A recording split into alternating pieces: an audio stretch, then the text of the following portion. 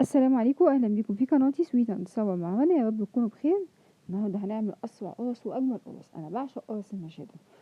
عباره عن هنحط حوالي نص كوبايه من الميه وربع كوبايه من السمنه، وهنحط كوبايه من السكر البودر، وهنحط معلقه كبيره من النشادر وفانيليا ورشه ملح.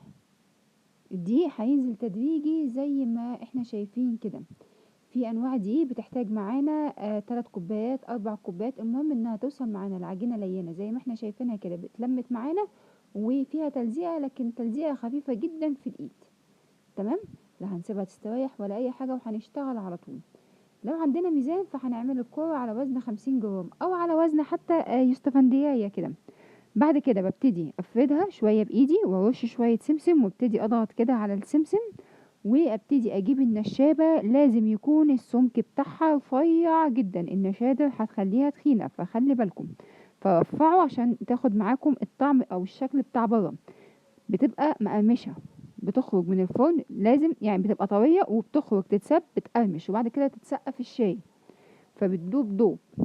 دي اهم حاجة زي ما انتوا شايفين اهو.